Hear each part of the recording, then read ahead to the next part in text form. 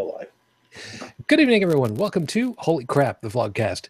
Vlogcast that comes from a skeptical point of view to answer some of the questions of why don't you silence your damn phone?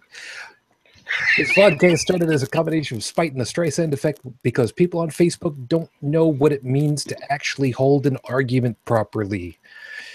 Part of this is also to follow through with the old adage that sometimes the journey is more important than the destination. I'm your main host. I'm known as Shujin pretty much everywhere under that name, Shujin. If you have a problem with the rest of it, tough. I got nothing to help you with. And by the way, for those of you that are watching right now, yes, this is my little dedication to the USS, whatever the hell the name of that new show is going to be over on Fox. You're welcome. Some of you know what I'm talking about. Some of you are going, what? Don't worry. You'll figure it out later. Maybe. I don't know. I don't care. Let me introduce you to who is here, and hopefully it'll change around a little bit. Top left-hand corner of North America. Good evening, Dalan. Good evening, and for those of you who are listening, I am planning to counter the fact that our gracious host sounds like a hyperactive chipmunk with too much caffeine by imbibing alcohol and hopefully slowing things down a little bit tonight. Yeah, I'll explain about that in a second. South of him into the center of the U.S. almost. Good evening, Bridget. Good evening. Outside of the revolving door known as, hey, I'm unemployed. Oh, wait, I'm unemployed now? Just outside of D.C., good evening on Radio Tech. I'm employed. You're employed. I'm going to stay employed. You just don't have a government job. Because no, it's partially because I'm not a racist, and then partially because I'm not a fascist. You're also not nearly as old as Dirt, who, for those of you that don't know about it for whatever reason, yes, Dirt just got fired from the White House. You don't know what I'm talking about? Oh, well. Okay, but enough about Stephen Bannon. You know, yeah. I find it ironic. You know, here's a guy who came in on the platform. We're going to drain the swamp. Drain the swamp. And the funny thing is, there's still mosquitoes. Well, no, he drained it, but then he filled it right back up and is draining it again. But see, here's the thing. They drain it into these machines, right? And then they have to find some place to put it. But if they put it somewhere else, they have to pay a fine. So they put it back, and they tell everybody that they've drained it, ignoring to mention the part that they filled it back up again. And then when everybody complains that it's full again, they'll just drain it again, fill it back up, and wait until somebody complains. Because, you know, they did the job. They technically drained it. Yeah, they never said they would leave it drained. I was going to say, what they replaced it with wasn't exactly... They drained the swamp or replaced it with sewage. Yeah. But there you go. Like, what I find interesting is, and maybe I'm leading the bit a little bit here, but... A lot.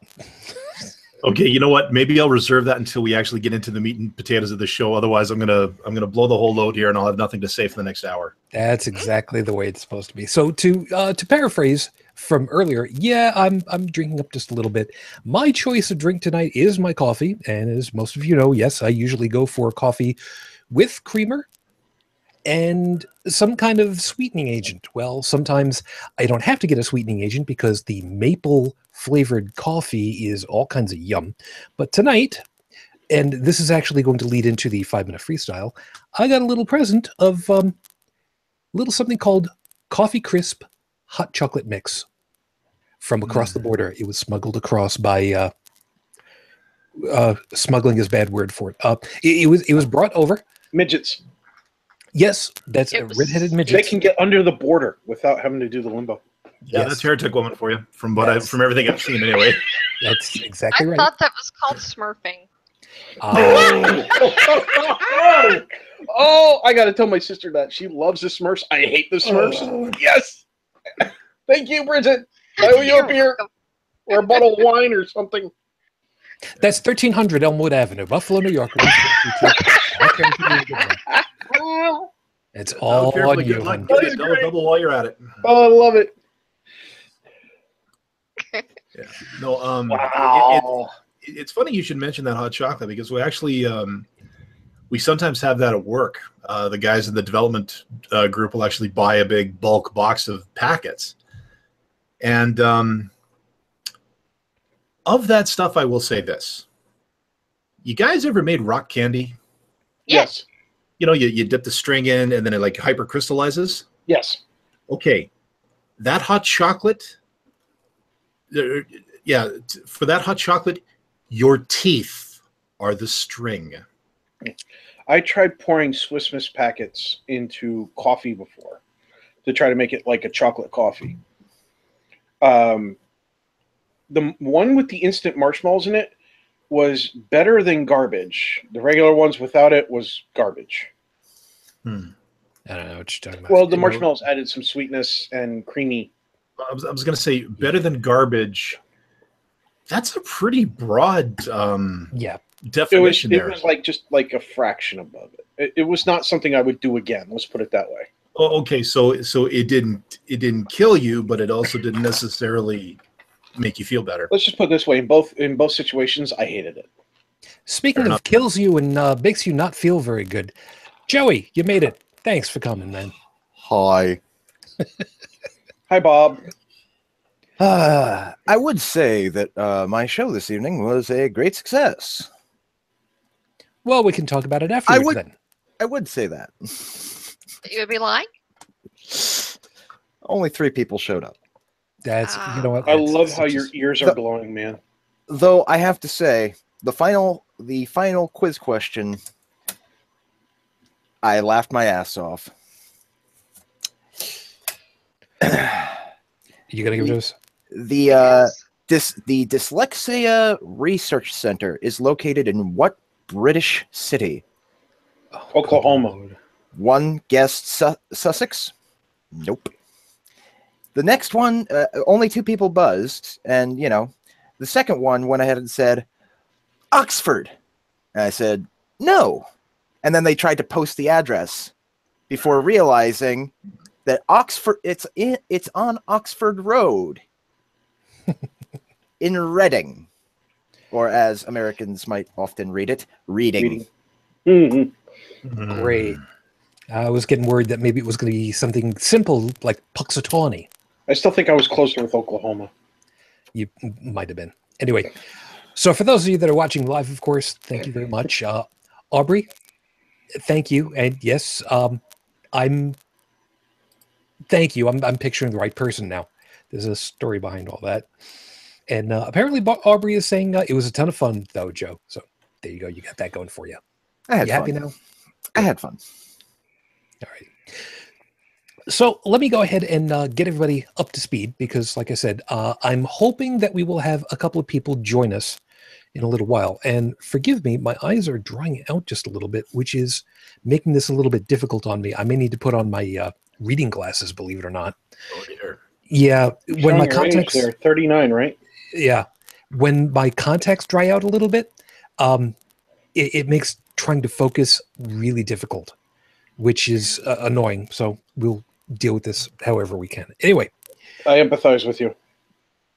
I believe the term is sympathize, but I'll go with that. Well, no, I can wear contacts for about a year, and then I have to get rid of them, and at least 1 year go by without them, because my eyes will just dry out real quick, and everything goes downhill. Yeah. Well, we'll see what happens. I will see about putting a couple of drops in momentarily. And Steph, hi, see you over there. So let me go ahead and get you guys going over here. With 5 minutes on the clock, your 5-minute freestyle starts right now. Slowly I turned. Some people recognize that line. It's an old Abbott and Costello routine. Slowly I turned, step by step, inch by inch. It's got everything to do with the Niagara Falls area because there's a hat company, the Niagara. I forget exactly what it was, but anyway, it was a bit where they were trying to deal with hats that were made in Niagara Falls, and all these people got, I think the current terminology for it would be triggered, although that's not exactly quite the right thing. I had the opportunity of going out to Niagara Falls again this past week, and it was for an exceptionally good cause. As was mentioned, the midget from just north of the border came over, brought some stuff, which was very nice. Some all-dressed chips, which was also good. And we got to go to Niagara Falls, myself, Tiny Tribble, Heretic Woman, and a friend that we had the opportunity of bringing over from, well, originally from Bangladesh. someone who is in this country posting for asylum, and looks like right now is going to be getting it, and very, very fortunately so. As a matter of fact, just between you and me, she's over at American Atheists as a speaker. So very proud for that. But we got the opportunity of being over there, and it was great. And as much as it's fun to be able to go over to Niagara Falls and realize that the Canadian side is it's visibly cleaner on that side, unfortunately, but it wasn't so bad. There's really only a handful of things that's worth doing over there. The Maid of the Mist is something that, if you get the opportunity of going to Niagara Falls, is a must. It is an absolute must. I've been on it, I couldn't tell you how many times, and it absolutely astounds me every time, the sheer magnitude, the power that nature has for us. There's a couple of other things that you could do, the Cave of the Winds, walk along by the water, put on giant ponchos and hats, look like little kids with your yellow slickers on, everything's all nice. But we're sitting in the rest area, where they've got the restaurant and they've got the tchotchke shop, and we're sitting over there, and Z, what I like to call her, Z is sitting over there and kind of pauses and looks and smiles and looks over her shoulder and looks back over at me, and I'm just like, what's so funny? The people behind her and to her side were speaking her native language. And it was kind of cool to me, because it's like, okay, I don't remember which language it was, forgive me. But we got the opportunity to just sit there, and she got to kind of eavesdrop and listen. Obviously, you wouldn't think that anybody would be listening to you. And it was kind of cool. The family was all there. It was about 5 or 7 of them, I think it was. We got to walk around by the river, and we got the chance to talk to a couple of folks that were from India, because, matter of fact, it was just a day or two after Indian Independence Day. So the Maid of the Mist boat on the Canadian side was flying the Indian flag, which was cool. But we got the opportunity of just being around people in hijab, in burqas, in t-shirt and shorts, in whatever it was that they were dressed in, with whatever skin color they had, with whatever languages, whatever ages, whatever sexes. As a matter of fact, it was a really wonderful moment, because my little one, when I finally told a couple of people, no, give me your phone so I can take the picture for you properly, went ahead and said, would you like me to take a picture of you with your son then? This is what my country is supposed to be. Nobody cares who you are. You're a good person? That's what matters. Your sex, your gender, your age, your skin color, what language you speak, shouldn't make a damn bit of difference. Are you a good person? That's what my country is supposed to be to me. It's episode 175 on the docket, Your Honor, the Rorschach test. And no, this was not a whole I'm not locked in here with you, you're locked in here with me reference. Some people get that one. You're welcome. There's like 4 people that actually understand that one, I'm sure. I was going to say, you missed the other half of it. You're locked in here with me, and this is my gun. Hitman Agent 47. No, actually, I was thinking Rorschach from The Watchmen. Oh, okay. All right, so who stole it from who then? It would be who stole it from whom, and he didn't use a gun. He used a circular saw. That was a fun moment. Okay, then. Well, you got to disarm people. You got to do it the right way. Some people are looking at me right now and going, "Oh, you're welcome." Okay, I'm just thinking to myself. Okay, circular saw disarm. That takes on a completely different meaning, and it's a real knee slapper. Disposing of filth with a toilet. Never thought of that before. Natural, really. Yeah.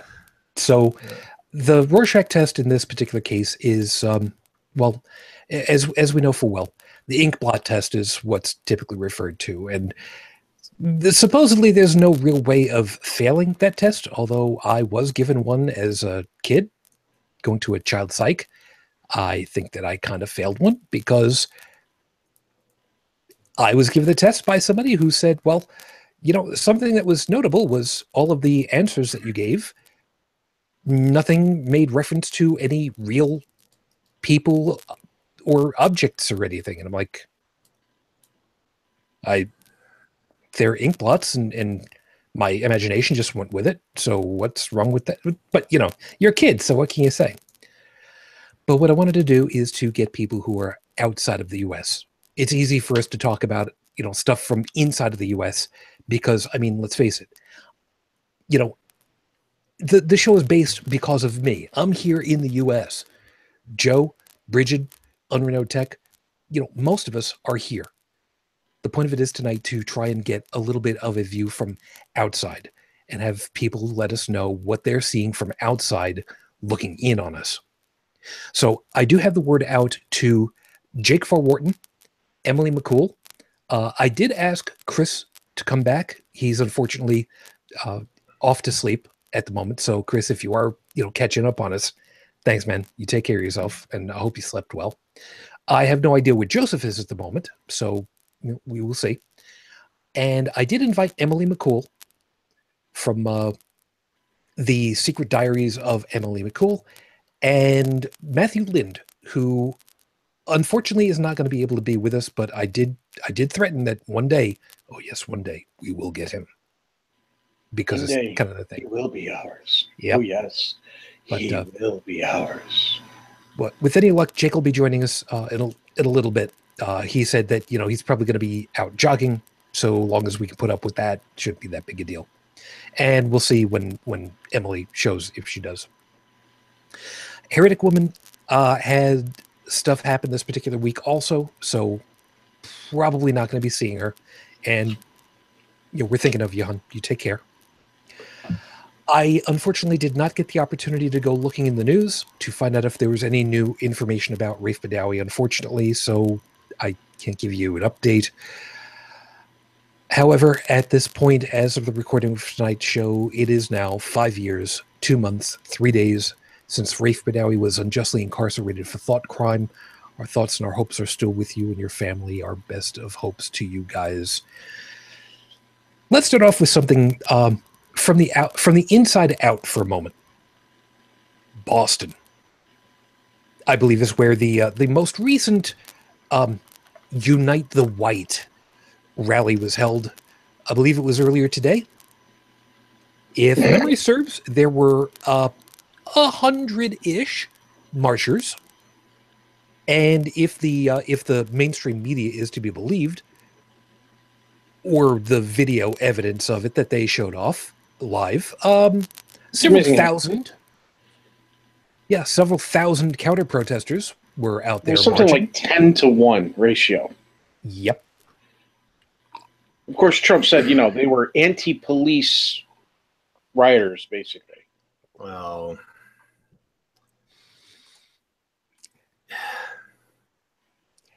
yeah, don't worry, Dalan. I'm gonna give you plenty of opportunity to go ahead and vent all over this place because I know I'm the infidel here. I'm the foreigner tonight, and hopefully my throat will keep it together because I get the feeling I'm going to get pounded on quite a bit tonight here. No. You're not going to be pounded on. You get the opportunity to basically tell us what you think. Yeah. Explain your feelings to us. Go deep.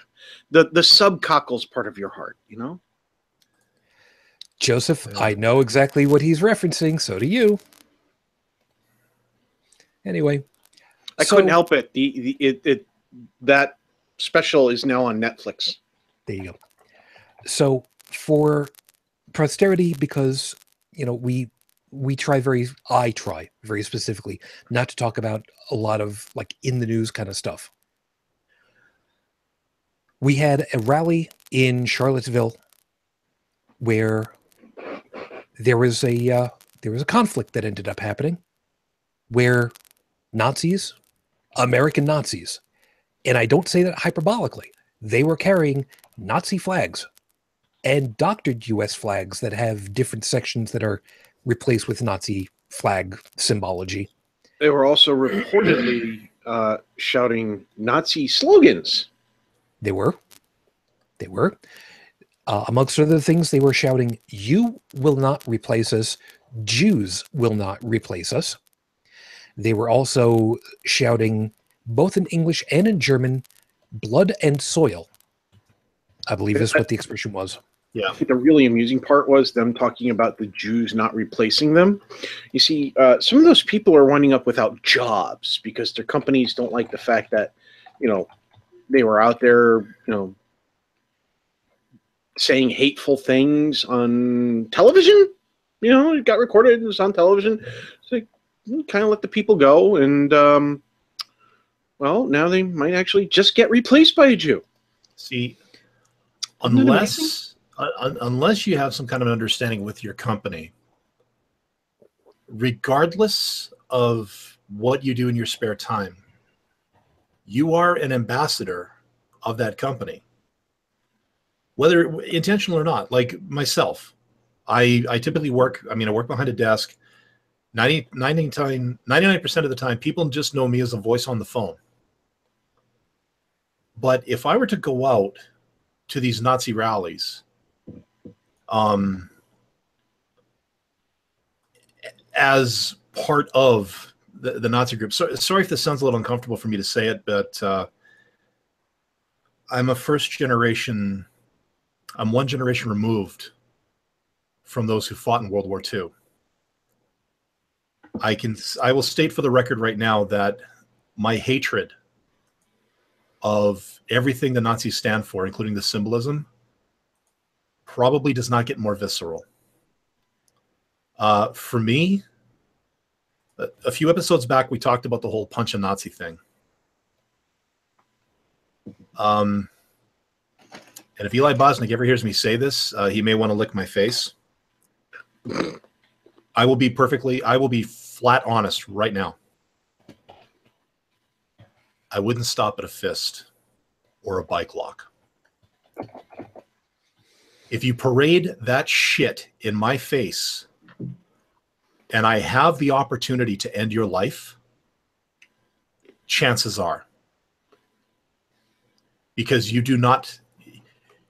shit does not belong in this century. It does not belong as part of the modern day. Yeah, let's kind of put this into a little bit of an interesting perspective. I am by heritage mostly Italian. Italy, as we know full well, in the Second World War did not have a really good track record, although the trains were really, really great. I have to turn my arm over this way. I have a tattoo on my arm. Voluntarily. There are people who have tattoos on their arms involuntarily, still to this day, who chose to keep their tattoo. There is one woman who is quite old now, who is interviewed on CNN. There's a little video of her going around the circles right now, who has basically said, I remember this. I remember this from when I was a child. And this is the same thing. And all I can think of is, no, not again. Yeah. There are people who kept their serial numbers because they were chattel. Nothing more. Mm-hmm. And only lucky enough that they weren't lined up in front of a Luger. Now, does that make these people the same as the Germans? No, because nobody's been killed yet. Oh, wait. Yes, there has been. We had somebody actually killed in Charlottesville with a guy with a car who intentionally plowed forward and then in reverse through these people. At which point, our illustrious leader-in-chief, otherwise known as 45, did not say jack shit about it until several days later, when pressed for it for days, because according to him, he did not have all of the facts and originally equated there to be problems, quote, on both sides. On both sides. I'm not repeating myself because I like to say this expression. It's because the quote was on both sides, period, on both sides, period, end quote. He tends to do that. You know, the Constitution of the United States of America, the First Amendment says, Congress shall make no law respecting an establishment of religion or prohibiting the free exercise thereof or abridging the freedom of speech or of the press or the right of the people peaceably to assemble and to petition the government for a redress of grievances. Now, one of the things is the right of people to peaceably assemble. You can have a disagreement between two people and not have them fight or drive a car through them. Now, with the whole freedom of speech bit, with Nazism and everything else, we have an interesting thing here in the States. There are some limitations to that freedom of speech. And those limitations are typically libel, slander, obscenity, pornography, sedition, incitement. Ooh, look, incitement. Fighting words. Classified information. Well, you know, Twitter's good for that. Copyright violation, trade secrets, food labeling, non-disclosure agreements, right to privacy, right to be forgotten, relatively new on that one, public security, and perjury. There's also a justification by the government, which is used quite a bit, is called the harm principle, proposed by John Stuart Mill on Liberty, that back in the late 1700s. Liberty consists in the freedom to do everything which injures no one else. In other words, you can say whatever you want, but if what you're saying is hurting other people, then yeah, you're going to get censored. Yeah. But I think that's where, and that's what people forget. You know, yeah. But at the same time, the Nazi slogans are designed to do two things: bring racist people together and harm everybody else. Yeah. And I think that is where a lot of the minutia of things like free speech, because I've heard people on social media, and I hate to say that because I honestly think the majority of social media is a gigantic cesspool of bullshit on all sides. I don't care who you are. Hey, Facebook. I got 50,000 likes. Well, the thing is, when does free speech, like you're talking about, okay, with intent to harm, intent to incite, that can become that becomes a very subjective term, or a very subjective definition, because who is the arbiter of when a word crosses the line? Society is. Exactly. Society. But the thing is, but that's the problem, is that, yes, sometimes society as a majority will establish a line. But then you're going to get a couple of three people who are so radicalized on one side or the other that they will claim that line's not enough, and that they will say that you say hello to the person, you've crossed the line, you're a racist, sexist, misogynist, blah, blah, blah, blah, blah, blah, blah, blah, blah. We're going to dox you. We're going to make you lose your job. You're a Nazi because you said hello. Well, okay, hold on. There's also the flip side of that, which is that it's entirely possible that the bar can be also pushed far the opposite direction, where I agree. you could have somebody go ahead and say it has not traversed the level of necessary harm, even depending as to who talks about what. And I've had that argument with people before about other things. And I've seen that side of it too. I've seen some people who there are some YouTube personalities that I have enjoyed watching in the past who have said that very thing, that, well, you know, this whole thing in Charlottesville, that line hadn't been crossed until, you know, the other guys showed up, you know, or everything was fine until the opposing team showed up. And it's like, no, these people are purposely flying colors that in Germany can get you arrested or punched in the face. Well, no, like I'm not talking the visceral response here. I'm talking the legal response. Okay, sorry. Yeah, if you fly the Nazi, last I heard, if you fly the Nazi flag in Germany, if you're caught doing the Sieg Heil, if you're caught wearing anything that's remotely Nazi paraphernalia, your ass is in jail. Because that shit is,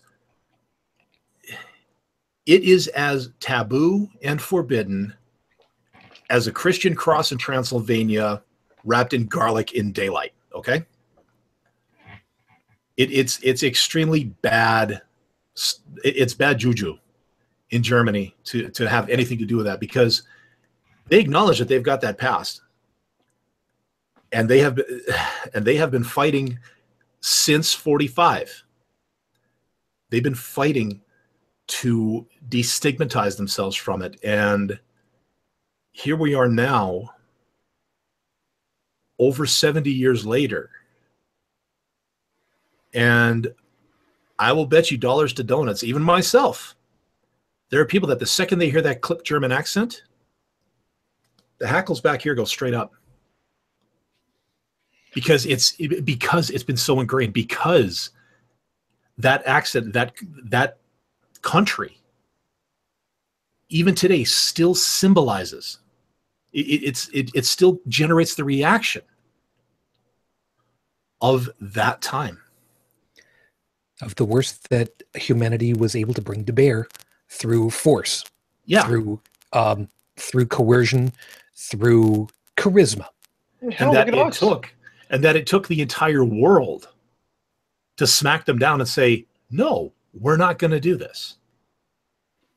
And look at us. We've got Trump, and the world's looking at us going, you know, we had a guy like that. He had a mustache.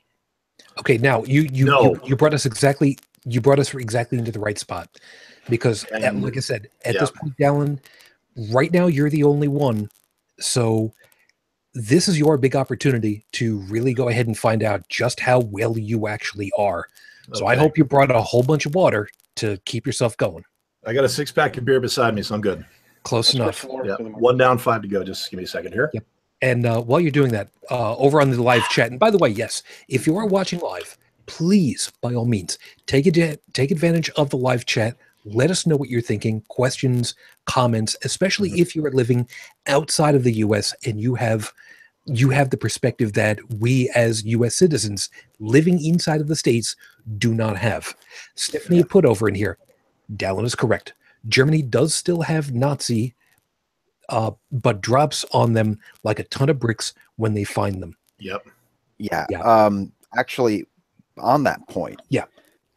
Unlike here, it is actually illegal in Germany to display Nazi memorabilia. Yep, that's what I said. To perform even the old salute, which I'm not going to do.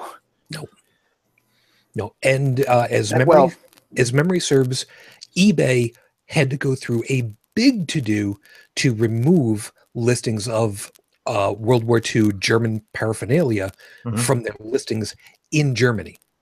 Yeah. That was I remember that one very specifically because at the time I was in the tech sector, and it was a big to-do. Yeah. Well, I'll give you an example, or one thing that I found. Joe, I'm going to need your help on this one.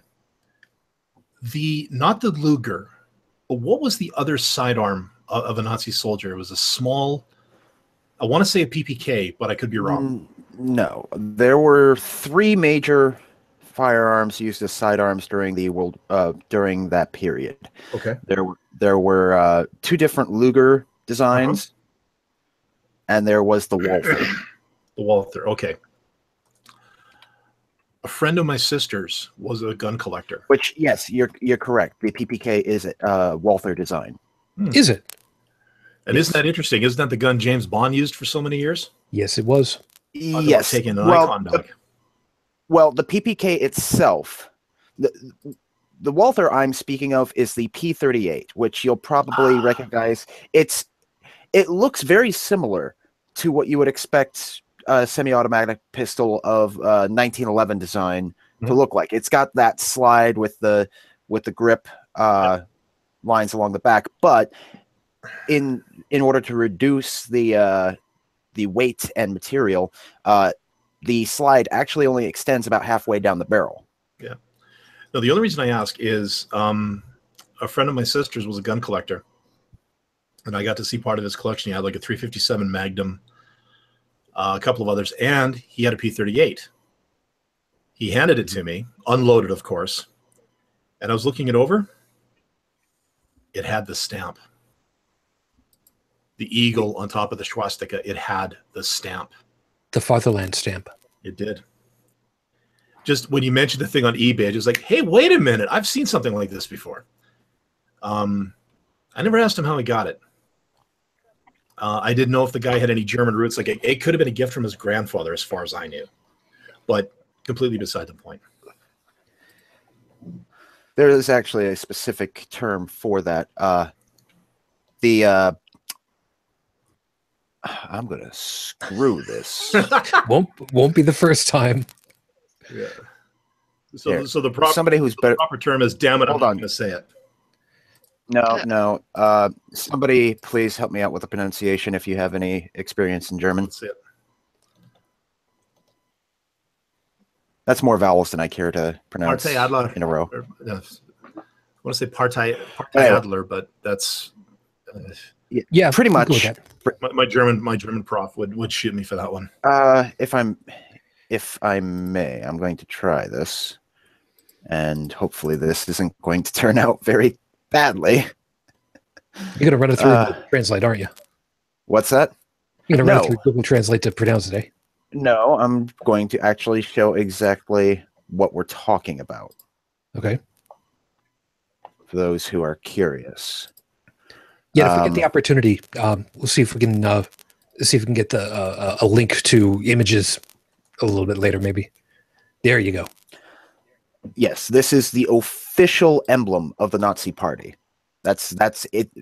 The Partadler or whatever the fuck it is.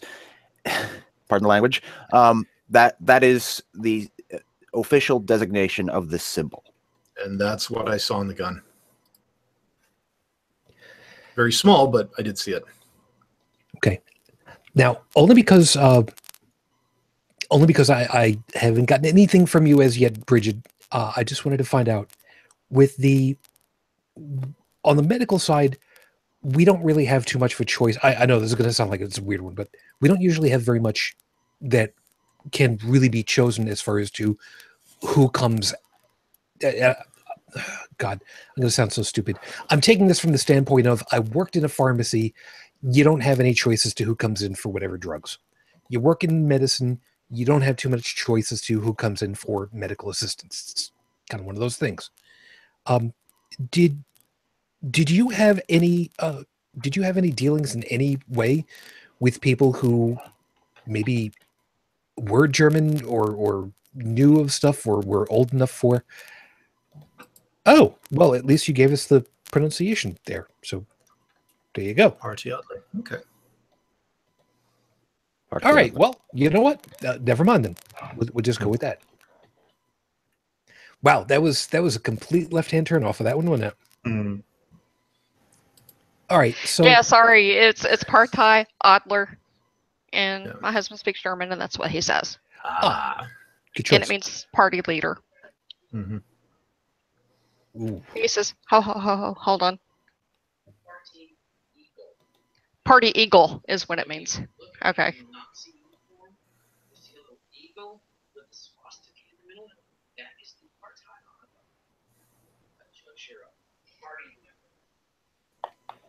Did you get that? No, we did not. Some of us did. Yeah, so go ahead and repeat it. Yeah, he said the people on their insignia on their uniform, the little medal, had the little eagle with the little swastika on there in the insignia, and that's what that was. Okay. Okay, so now that we got that little piece of the history lesson out of the way, for fair disclosure, my grandfather was in the Navy, World War II, in the Pacific Theater. I've talked about this one before. So fortunately, he was not in the European theater. Dalan, your family, as you said, specifically fought. Father was beaten by the Gestapo, by the occupying force in Norway. He faked his age and was able to join the underground resistance in Norway and basically participated in several guerrilla attacks against supply lines, personnel lines. Call this vanity, I don't know, but the Battle of Narvik, which is a harbor in Norway, was allegedly one of the bloodiest conflicts in the war. My dad said that the water had turned red with blood, and that it had actually, if that battle had not taken place, the Germans might have had a tipping point in the war. My dad wasn't involved in that as far as I knew. He didn't like to talk about a lot of it with me, and I'm not sure how drunk he was when he talked to my other siblings about it before I was born. But he was the kind of guy, he would blow up bridges with trains on them, could tell you exactly how much det cord you needed, like how much fuse you'd need to hit a bridge at a particular time when a particular train car was directly under over the explosives. He was that good. And forgive me for interrupting for a second. People, no, it's okay. People probably saw me holding in laughter and such, and there's a good reason. I've been fortunate enough. Joe and I have both been fortunate enough to have met Dalan in real life a couple of times. The fact that you said that your dad faked his age, considering how tall you are, somehow I would not be totally surprised that he was able to do that. Well, and I mean, plus they were looking for people. I mean, this is your country you're talking about. Is there really an age restriction? I mean, shit, if you're 12 years old and you can bullseye a gopher at 20 meters with a shotgun, I think they take you. Just saying. Yeah, but, Joe. I'm sorry. A shotgun wielding Viking. I mean, that's just wrong right there, isn't it? No. What that is? That's two abbreviations. OPAF. Well, you gotta. You just have to consider what they were up against. I mean, the Germans had sent their forces up there because they wanted to take Narvik, not only because of its position as a major port, but also because they wanted to use it. They wanted to build a U-boat den there because at that point in the war, they were limited to, I believe it was like 1 or 2 U-boat pens in France, and maybe 3 of them along the German coast. So they were looking to expand their strategic base, and Norway just said, "Nay." Now, here's the reason why I wanted to make sure that we were kind of on board on this, because Dalan has much closer ties to this than we do, and in a way, we are incredibly fortunate for exactly that reason. So here's where it becomes really tough, and I know full well that this is also part of the reason why Dalan was just like, and I'm paraphrasing here, oh fuck yeah, I'm going to be there for this one. Here we are. 21st century. And the presidency has changed hands. We've already got people who are stupid enough to not be able to draw a freaking swastika with a spray can, but somehow they are out there, and it numerates. Wrong word, I know, I'm sorry. And now it's come to someone being killed by a car intentionally, so it would appear.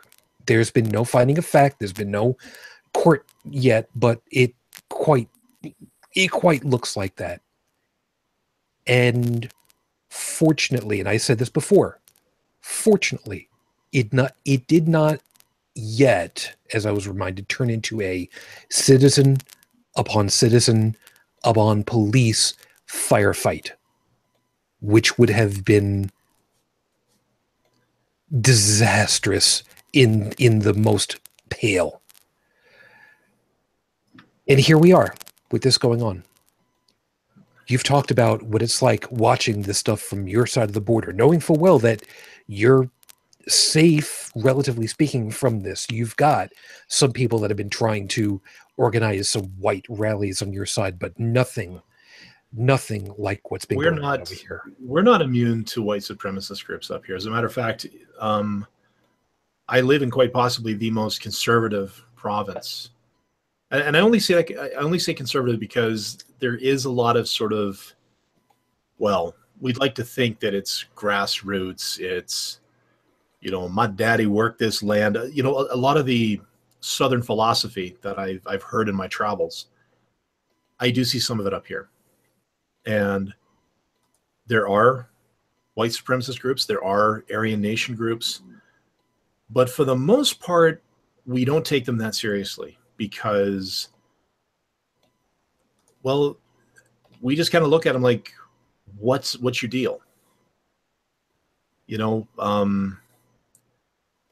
living in quite possibly like one of the best times in human history. Your technology is incredible. Healthcare, people are living longer.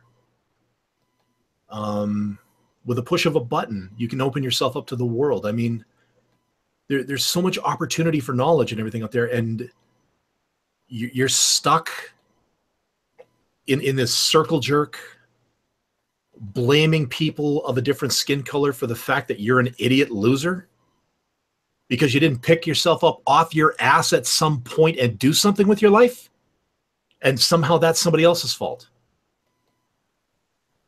So yeah, I do stare down my nose at people like that.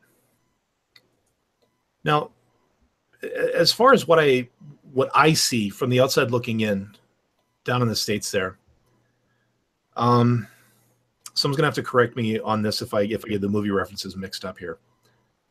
But Mr. Smith Goes to Washington, or another movie that starred Eddie Murphy where he ended up in Congress,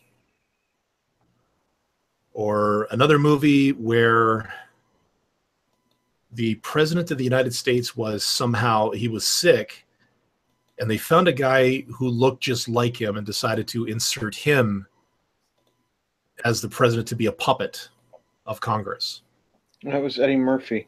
No, yeah, that was one, but there was another one. It was a white guy. I can't remember. No, I know that was Dave.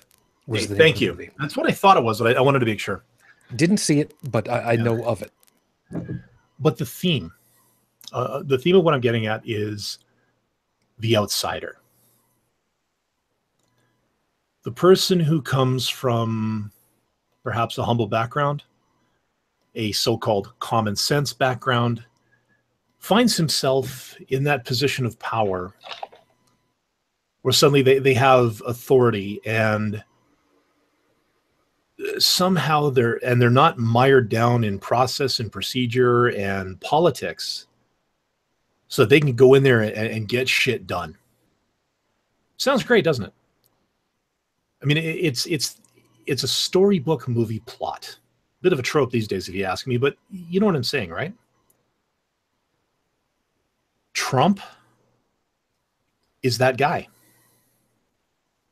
He was the so-called Washington outsider. He came in, didn't give a shit about procedure, didn't give a shit about politics, didn't give a shit about process.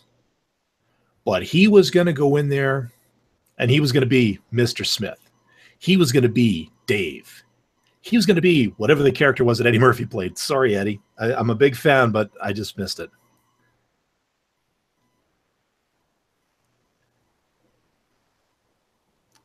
And because of that, he's charismatic enough that he spoke to the voice of the people. He spoke to that lowest common denominator, the ones that have been shunned, shamed, and otherwise. Joseph talked about this a couple of weeks ago, where you guys like to think, or we would like to think that, we've come a long way. We're enlightened. Racism, oh, what the hell's that? We don't deal with that. No. It's just been covered up with a blanket. And when Trump stepped in and said, he's going to speak for the blue collar guy, speak for the man that's been trod upon by all this political correctness and stuff like that, they took that carpet and they pulled off the biggest, ugliest scab on the American people that anyone's ever seen. All the racism, all the bigotry, all that shit, it's always been there. It's been festering. And now, this so-called Washington outsider who came in, who was going to drain the swamp, make America great again, all that stuff. He knows his base. And it's those people who've been festering all this time. I was talking to somebody in Indiana, excuse me, just after the election.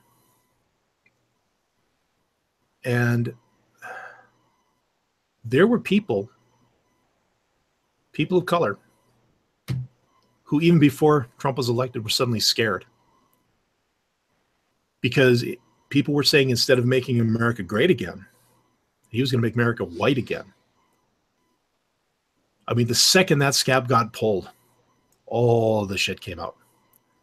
And now it's here for everybody to see. And the thing is, the people on the left, the ones who've, excuse me, damn cold. The ones who've lived so long thinking that, we're past all this, we're more enlightened.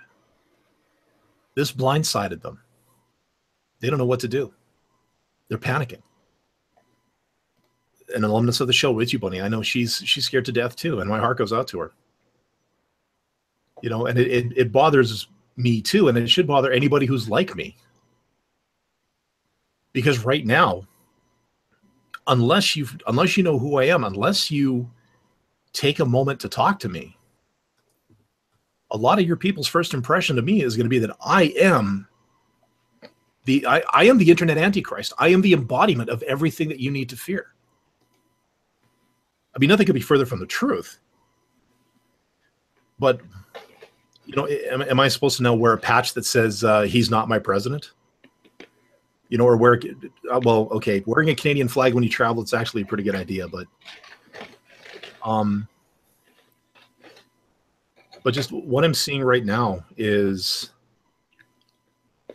I'm just seeing a lot of repressed people whose ideals and everything have been stomped on for decades, finally realizing that they think they have a voice in the most powerful seat in the country. And that's terrifying, because in some ways it's almost true. Trump's wishy-washy first response to Charlottesville, that, to me, that said a lot. He knew exactly who his voter base was. It was the David Dukes, it was the KKK, it was the neo-Nazis, it was all these people who've held these racist ideals for so many years and now suddenly feel legitimized. And so they voted for Trump. And he knows that. And he knows, and this is the problem of a Washington outsider coming in. because he doesn't know how to play the game properly. Yeah, he's a businessman. He knows how to be ruthless in business. But politics is a completely different level. What was it W used to say?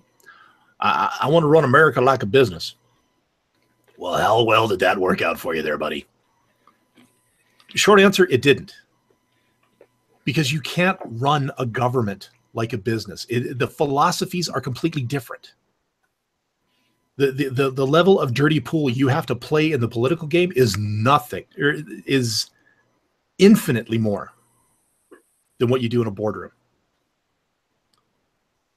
And Trump figured this out, or he got a taste of it in Charlottesville, because he was trying to deflect. He was trying to say, well, it's from both sides. Both sides. There's my quote for you. But he knew. But he knew that he couldn't afford to piss off his base. Otherwise, come 2020, he's out, or come, when's the next big federal? Is it 2020? Yeah. Yeah. Come then, they'll walk away. Assuming he makes it that far. So I think he knew full well that he knew who did it. He knew why it was done, but he didn't want to fess up to it, because then it would have shown him to be just as much of a hypocrite as every other politician out there. And he still wants to set himself apart. The trouble is, in doing so, and his even more wishy-washy attempt at an overcorrection afterwards, I mean, how has this guy not been impeached yet? Like, how has he not been taken before Congress, taken before whatever, and said, you're a complete incompetent, bumbling fool, get out? Yeah, the same reason they couldn't do it with Nixon. They had to build the case.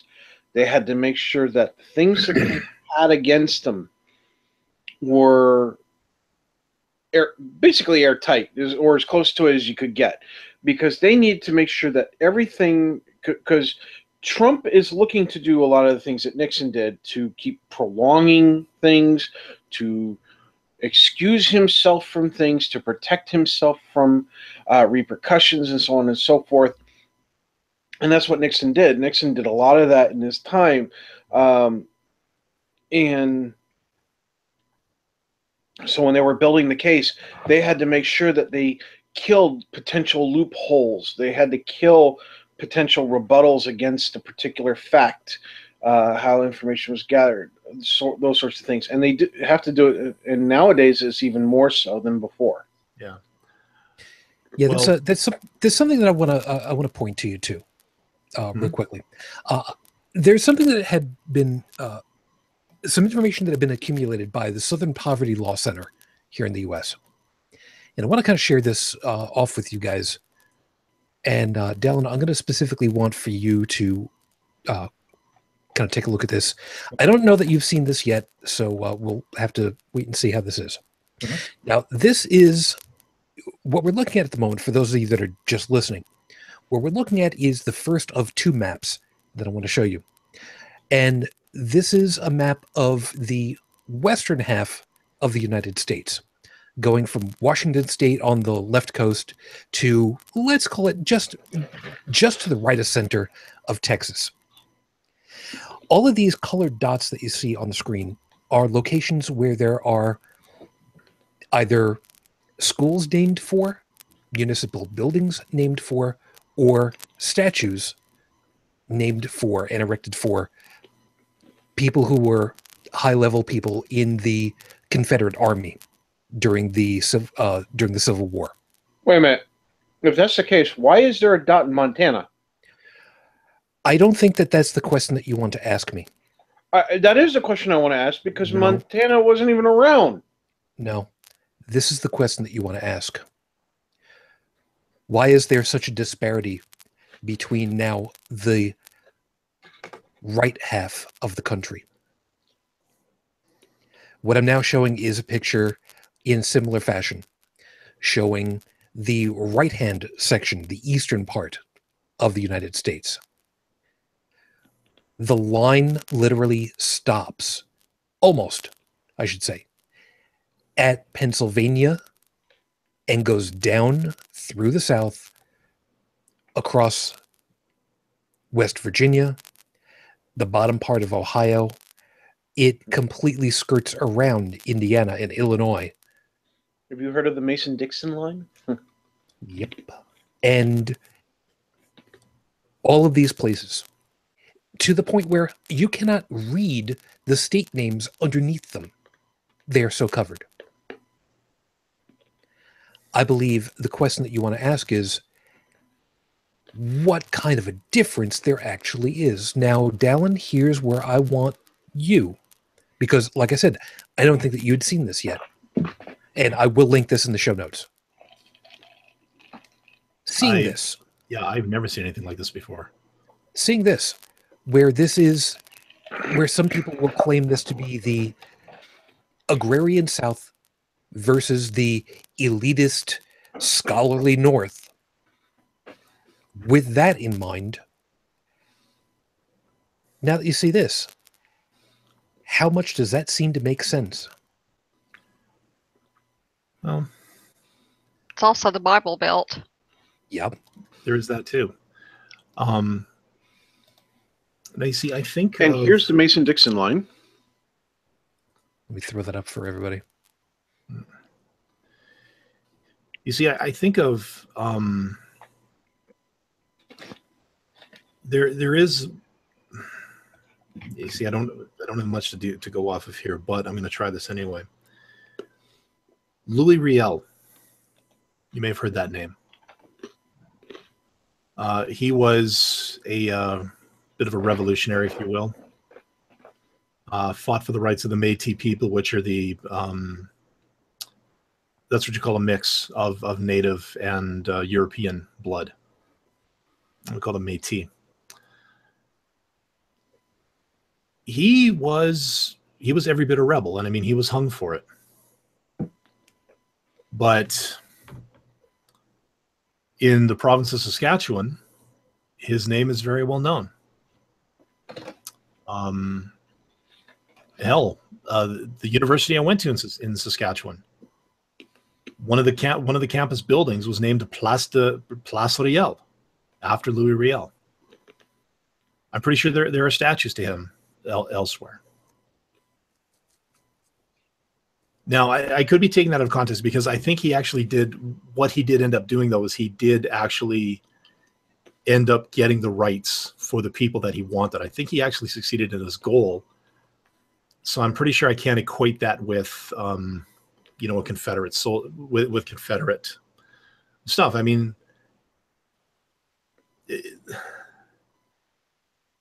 I have to agree, and I'm not trying to sound elitist here by any stretch of the imagination, but tributes and statues to Confederate soldiers and generals and the like is actually the biggest participation trophy you could think of. It should be put in a museum. And only in a museum. But in my travels, again, you never think about the big dumb white guy in the corner, even though it's the silent ones you have to watch out for, myself being that. Listening to people. I mean, the guy I talked to on the plane the last time I went to Oklahoma City, I've mentioned it before. He was completely decked out in black. He looked like Colonel Sanders dressed in black, complete with a black cowboy hat. And this was right about the time that the whole Confederate flag dust-up thing started happening. People wanted it stricken down, and it was heritage, not hatred, blah blah blah. That just when that was starting to ramp up, that's when I met this guy, and that gave me an awful lot of insight into what I think a lot of what's going on in the South is that this is their history. It's a losing history. I mean, they lost the war. It's not the Confederate flag, not, I don't mean the battle flag, but like the actual Confederate national flag, is not the one flying over the White House.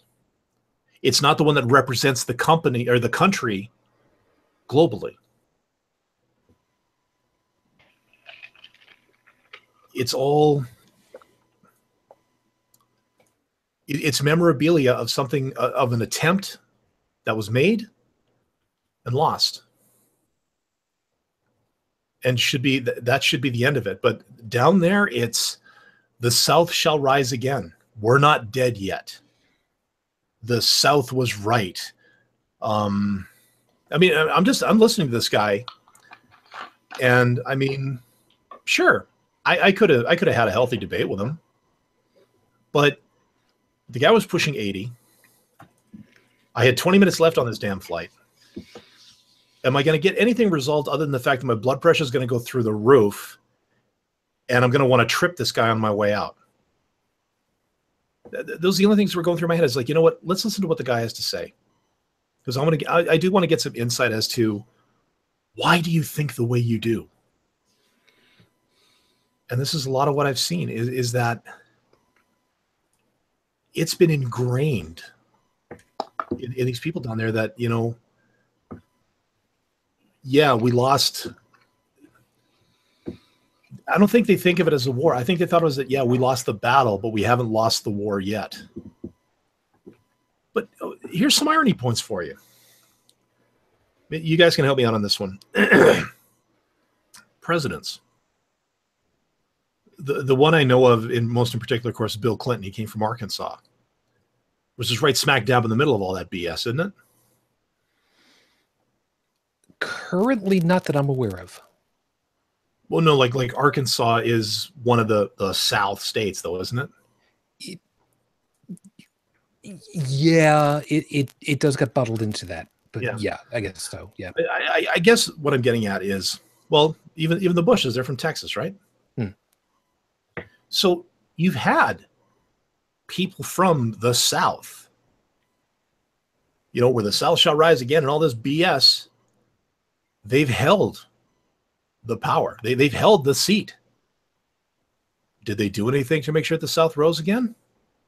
Nope. No, and you're quite right. As a matter of fact, we can point back to 1976, Jimmy Carter.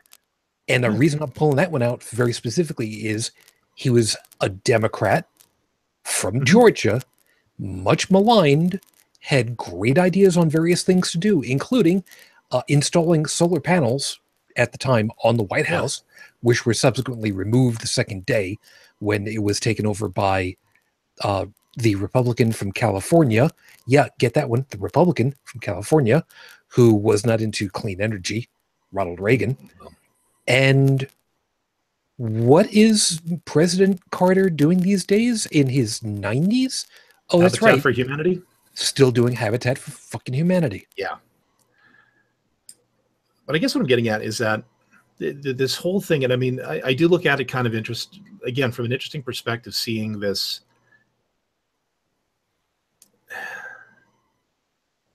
It's like a gigantic piece of cognitive dissonance. I mean, these guys got absolutely spanked in the war.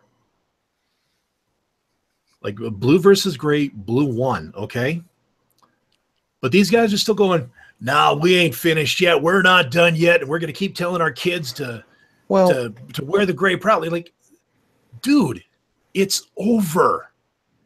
While you do have a point, you do have to look at it also from a cultural perspective. It is part of their culture. It's part of their history. For example, you know, the Wright brothers, you know, their first flight, you got to take into account, you know, other things these men did with their lives, or the fact that they are local heroes. The Wright brothers did not perform the first powered flight in Ohio, but in Dayton, Ohio, there is still the Wright-Patterson Air Force Base, which goes ahead and details, you know, aviation history from a military perspective. And forgive me, I just sent a little something through our text chat that I'm sure Dalan's wincing at just a little bit right now. Yeah. Shall I get Sherwin-Williams on the phone to get some more paint? I should go ahead and let everybody know, because he was mentioning about how, you know, we haven't quite finished the war yet because it's not quite and I'm saying, you know, don't forget this, at War of 1812 we could still make a comeback and take over with something other than, well, I didn't put this part, but I was thinking, you know, with something other than TV programming. But he is also reminding us that the White House used to be pink once upon a time ago when it was pink marble. It was subsequently turned blackened because it was burned. Thanks, guys. Well, I don't know. I mean, I got nothing against pink marble and stuff like that, but I got to be perfectly honest. I think we did you boys a favor. Yeah, it's true. We see you rebuilt it. It's very nice. I don't know. Like, you know, just think about it right now. Like, can you imagine? There's the Cheeto in charge, doing his big address. You know, the steps of the White House, and the big pillars behind him are pink. Like, just think about him, what he represents, what he's intrinsically against just by being him, being flanked by pillars that are the color of something that knowing him, knowing him, he probably would have had him gilded in gold in the first week of his frickin' office. Fair point. And me, I'm thinking about it now, and I'm thinking how harsh that would be on the retina. You know, when you got fluorescent green and fluorescent pink next to each other. It's what I'm going. Yeah, it's the '80s all over again, isn't it? La, da, da, da, da, da. Just black light. Rude Paul will be snapping like crazy in the background, I bet. Not helping. But no, again, to my point, it's just that there's, and I understand that it is a lot of the culture. But I mean, don't get me wrong. But the culture seems to be one of constant apathy and eternal agitation against anybody who's in power. Who's in power? We don't care. We hate them. You know, that seems to be all it is. You know, and I mean, when I first learned about, you know, the separation between state and federal authority, and how one, pardon the pun, trumps another in certain things, that, to me, that's a recipe for disaster in a lot of cases. Because, well, we talked about gay marriage. You know, you're legally married in California. You move to Nevada. What? Suddenly you're not? Not according to Nevada. But all I'm saying, explain the logic to me. Though here, I get married in British Columbia. I can move to frickin' Yellowknife. I can move to Nova Scotia. I can move anywhere else in this country. Hold it. I'm calling bullshit. Nobody voluntarily moves to Yellowknife, and we know this. We've talked about this. Listen. I'm kidding. You invest $12,000 into a snowmobile. You want to justify that? You move to frickin' Yellowknife, all right? That's true enough. Write it off on your tax return. And believe me, I've seen snow machines worth that much, and oh my God. It's a Lamborghini on skis, let me tell you. Oh, and coming back home today, I saw a convertible black Lamborghini Diablo coming the opposite way from me on the road. Let's just say I'm glad my heart's working again the way it should be, because holy crap, did that thing look beautiful. Of course, I saw a Maserati the other day that was very disappointing. It looked like just somebody had taken a little tiny subcompact car and had written Maserati on it. Yeah. But the thing is, like, yes, we've got pasta rockets like that out here. You just don't see them very often. So when you see one, you turn your head. You know, I felt bad for the guy too, because he had a bit of a bump, and if it had been any later in the day, I probably would have seen sparks come out of that undercarriage. Ugh. So well, you don't see many up there because most people just ride moose. You got a problem with Bubba? No. He's friends with Bubbles. You have to take a picture of him. No, I heard you knew Bubbles as a kid. He's back in town. What's your number?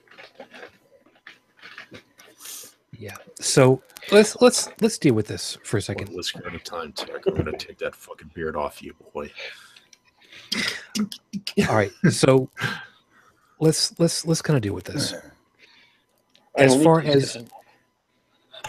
far as the heads of our individual federal governments, we've got currently, because we have Justin Trudeau, the younger, up there in Canada, who has done some really, really, really nice things. He's done, from what I've understood, some pretty crappy things too. But he has still done some really excellent items. We've discussed, for instance, his cabinet when it came out in what was it, 2015? Yeah, the whole hashtag current year. I want to go on record again, and this could get me fired from Google, just so you know. When it came to that, there were a lot of people who said, like, oh, he did it. It was a publicity stunt. I counter with this. Was everybody qualified? Were the people sitting in those seats capable of doing the job to which they were assigned? If the answer is yes, then it does not flippin' matter who's on there. It could have been 75% women for all I care personally, as long as they got the shit done. That's all I care. I only care about results. And if somebody wants to come at me with that, and you guys know who you are. You want to come at me? You want to talk about my personal life? Here's a little transparency for you. The company I work for, I work with Asians, Iranians, a Pakistani. The latter of those two are both Muslim. I work with an African. I worked with a man from India who just recently quit. The owner of the company is a woman. All of our project managers, save one, are women. And guess what? I have absolutely no problem with it whatsoever. As a matter of fact, I love the people I work with. We're all great. We're all good friends. We all, we have team building things together. We laugh, we joke, we have a great time. So if you're going to come at me because of what I just said about, I don't care what the distribution is, so long as the work gets done. I work in a place that's probably amongst the most diverse you could ask for.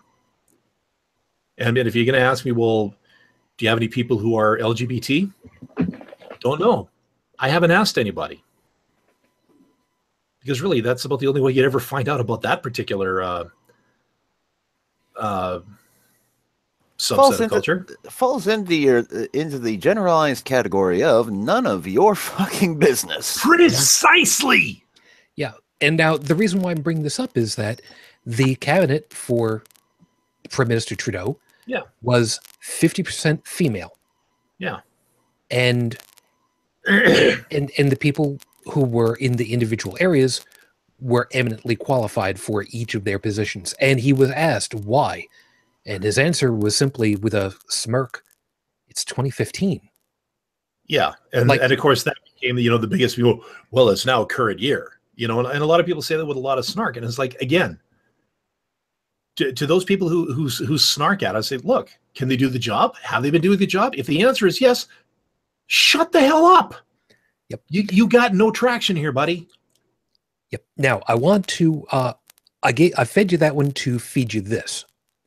On the Supreme Court here in the United States, the court that adjudicates what should be and what should not be law of the land for the entirety of the country.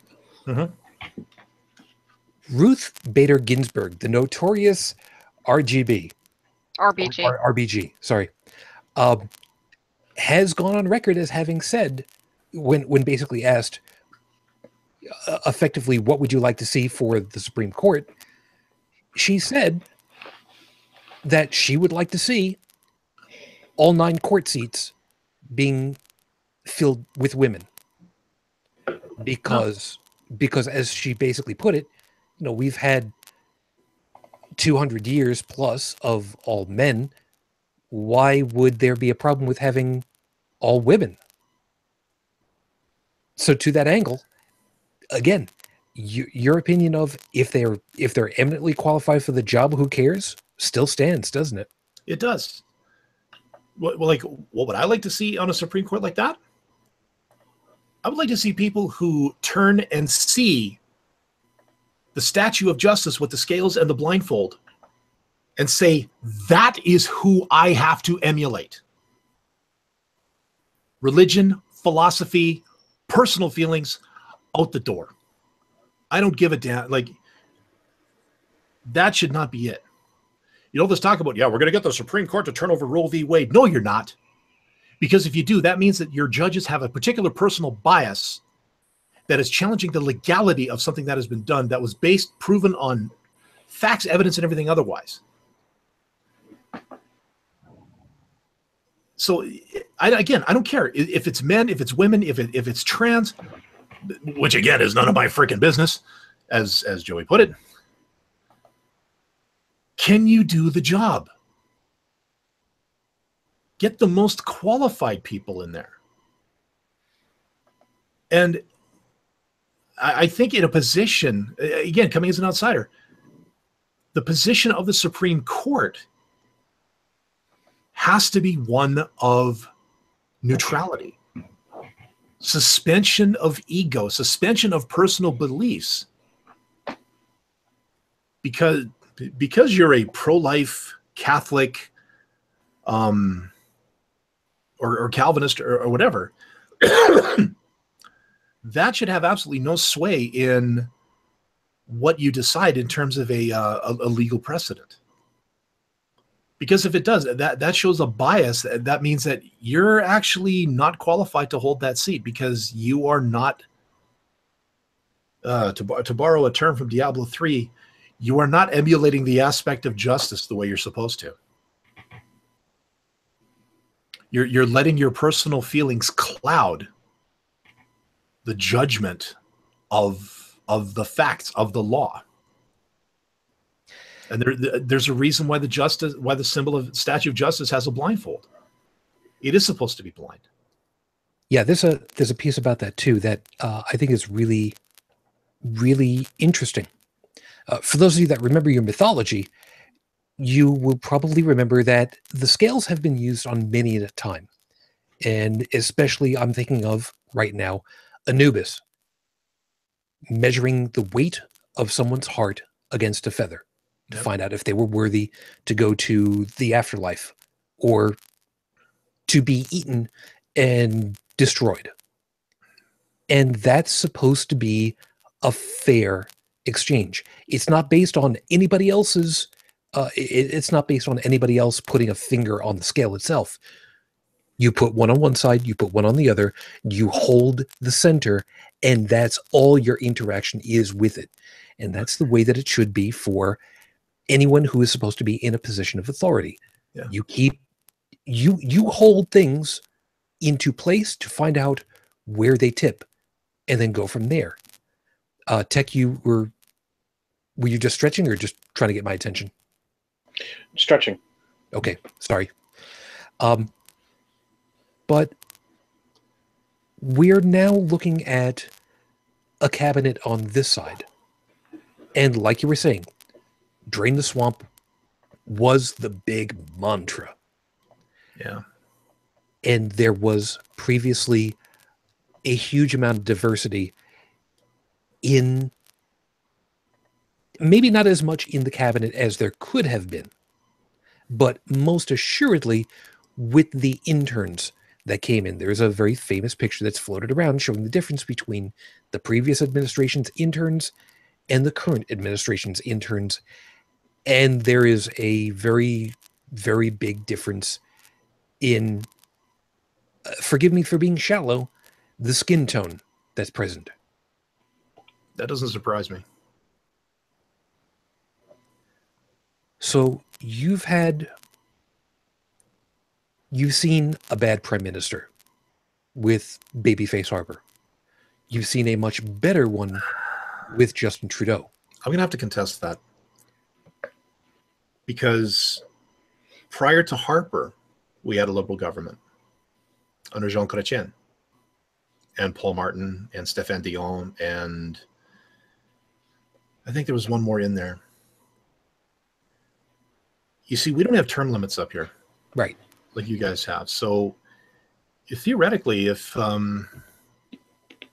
you're rocking it after 8 years, you can keep going.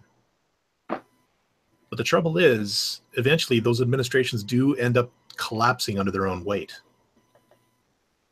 And Chrétien, his Liberal Party got into a lot of trouble. What killed them was something called the sponsorship scandal, where a lot of business deals were made with the province of Quebec in exchange for favors. That's never good. And that's actually the Liberal Party, that election afterwards, they got smoked.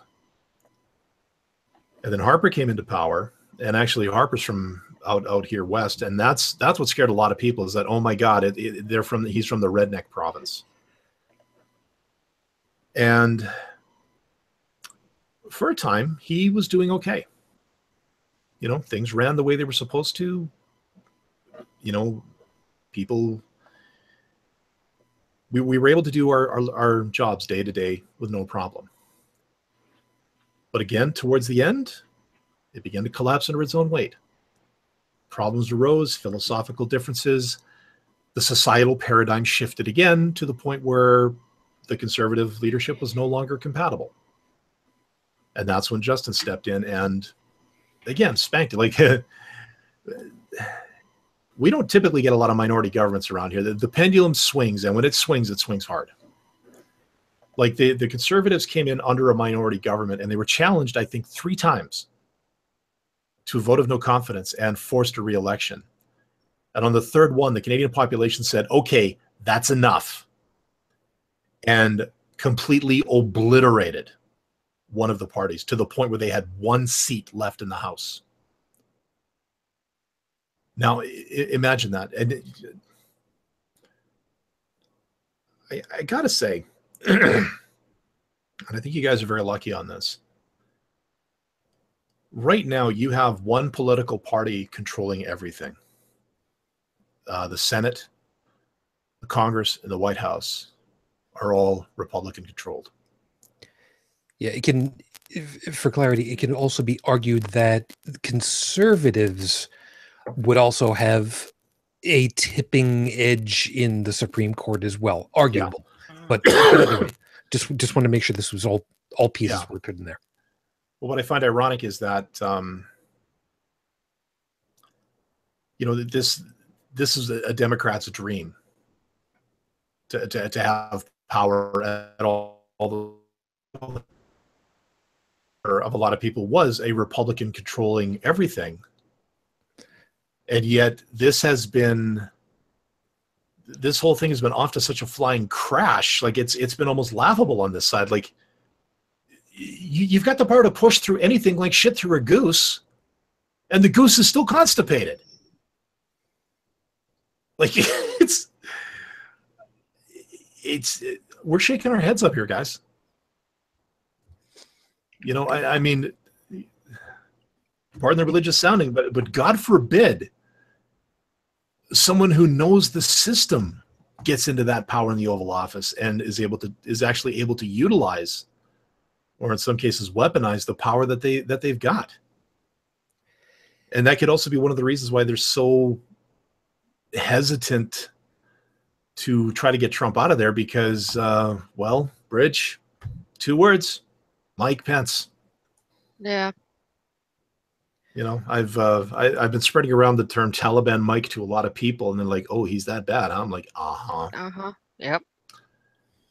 You know, although I will say, whatever you guys have for state health insurance down there, it has helped my girlfriend a lot. So yeah, somebody did something right down there, because she's actually getting the help that she needs, which she couldn't get in Pennsylvania. Go figure. well, I mean, we've got Eric Holcomb now as a governor, and he's actually, doing a great job. I mean, he's a Republican and everything, but he's, doing what he should be doing. Well, I think, and I think the GOP has got to do this too. They have to seriously work on decoupling the link between Republican and asshole. They have to separate those two. They have to get them away from each other, because otherwise, if the Democrats do ever get their shit together, the GOP is finished. Yep. I mean, I've been asking about that. Like, okay, what's, because we keep hearing about this, 2020, we're going to take it back. Or 2018, we're going to take it back. I'm like, who's in charge of the Democrats right now? And I heard of some guy named Perez.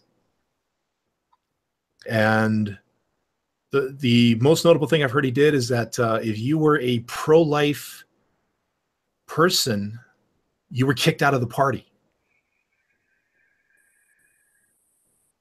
That's your opening move? Yeah, there's a couple of pieces about this to kind of put things into perspective. Item number one, in Canada, at the federal level at least, there's roughly, we've kind of talked about this before, roughly 7 parties that are viable for controlling power at any one time. And by controlling, I don't necessarily mean, controlling any one particular group, but you've got 7 groups that vie for various offices and seats and such. And that 7 sounds about the right number. 5 or 7, I think, is what the last we had checked, right? Sounds about right? I think so, yeah. Yeah. Whereas here, it's effectively 2.5. And that half is whatever independence might be. Yeah, like as far as what we have up here, 7 sounds good, but really when you talk like 5. Well, actually, when you're talking to federal level, I think it actually comes down to 4. Okay. You've got the liberals, which are currently in power.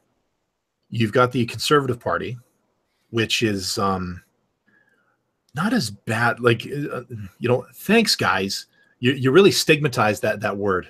Thank you. By the way. Then you have the NDP, the New Democrats, which are, excuse me, they're left-leaning to the point of extreme socialism bordering on communism. The entire country is scared of those guys actually getting into power. I've seen 2 or 3 provinces in my time that got NDP governments, and I've watched them implode in my lifetime. And sadly, right now, my province is under an NDP government. And I think the only reason we haven't completely fallen apart yet is because, well, we're doing okay in terms of provincial wealth. Say what you will about oil, it still makes money. The 4th one is the Bloc Québécois.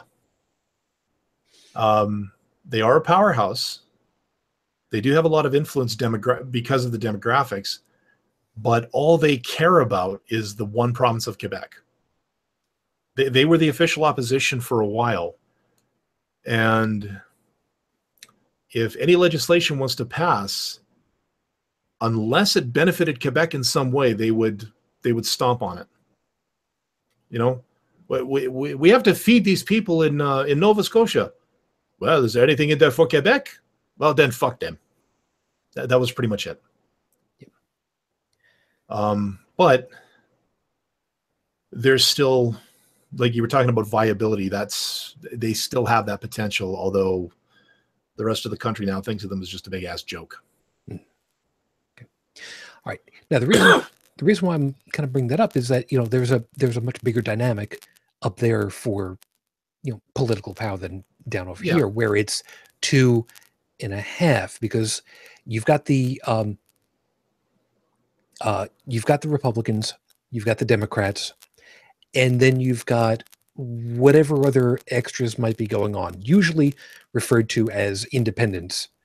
Usually, although there are libertarians, there are socialists, there are a whole bunch of different fringes all over the place. What was Jill Stein running? I think Green Party. I believe so, yeah. So would that be considered one that's like even remotely viable, or not really, although yes. Unfortunately, not under today's system. Yeah, okay. And that's the biggest difference.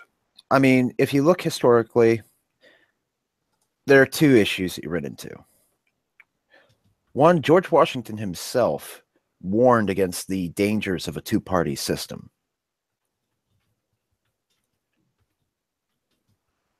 Yeah. Secondly, you got to remember that the electoral college that we have today is not what the founding fathers had originally set up.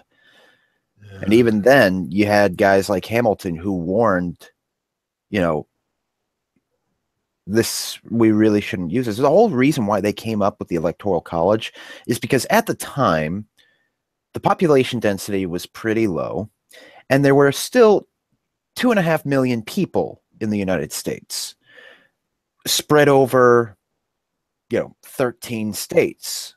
Mm-hmm. When you factor in time and, distance and all these other things, it was just impossible for them to get an accurate summary, which is why they developed the Electoral College in the first place. Yeah. But they could not foresee a situation where the Electoral College would disagree with the popular vote. Well, okay, I've looked into this a little bit because, well, again, I've been following because a lot of people were yelling and screaming this time about the popular vote. The biggest problem with that now is that if you were to switch right now, like tomorrow, to a popular vote system, where you're still directly voting for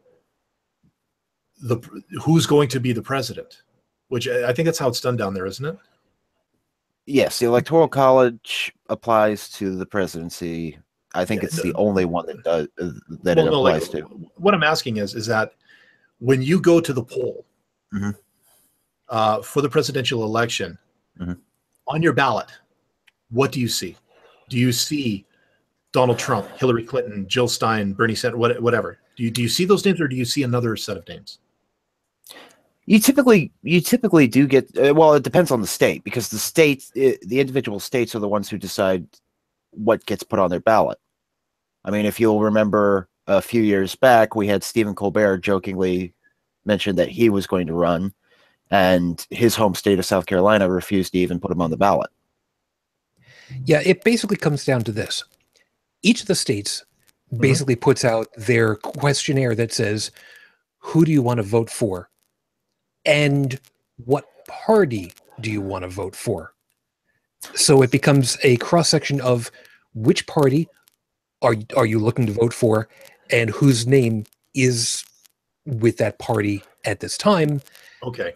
And generally, it gets to be real pain in the ass. Yeah. Generally speaking, what you'll see is the two major parties at the top, and 2 or 3 third parties along the bottom. But there is one thing that is almost always present, and that is at the very bottom.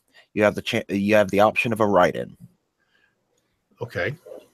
Which is, it's a blank line. You get to put whoever's name you want on there. Okay. Which is why people actually vote for Santa Claus. Yeah. Or Donald Duck. The reason I asked, well, he actually got it, but that's another story entirely. You vote for Howard. Like the reason I ask is, like, when I go to the poll here for the federal election, I'm not voting directly for Justin Trudeau or Stephen Harper or whoever. I'm voting for a member of parliament from my riding. So I'm voting for the party, but my local representative of that party is the one that I'm voting for. I'm not voting directly for the person who's going to become prime minister. And that's how we do it. So if the Liberal Party wins my riding, then that particular member of parliament, he gets his seat in the House. There has actually been instances where the leader of the party who would become prime minister actually lost in their own riding. But because of the majority of the votes across the country, they still made it to the seat of prime minister. It's at that time that you that's kind of the signal of the death knell of your administration, by the way. My point being, if you switch to the popular vote now and you're still directly voting for who's going to be president, the skew is going to be a disaster. And I've read a blog post on this by somebody we all know and I guess respect, where basically what would happen is that the presidency would be decided by California, Texas, Massachusetts, and that's it. The rest of the country can go screw itself. They don't care. Their votes wouldn't count because the densest population centers would be the ones that dictate who the president becomes. And people have said, well, who cares about Wyoming? Well, why should anyone care about what anybody in Wyoming thinks? They don't matter. And you wonder why there's such division in the thing. I'm okay with popular vote, but you got to do some serious restructuring in terms of who you're voting for. To the point where I don't think you're going to get any kind of decent equalization, like I said, unless you undergo a bit of a shift, and I can guarantee you guys aren't going to do it. Well, that's another thing is with the way the Electoral College as it is right now is set up, it's a very similar situation.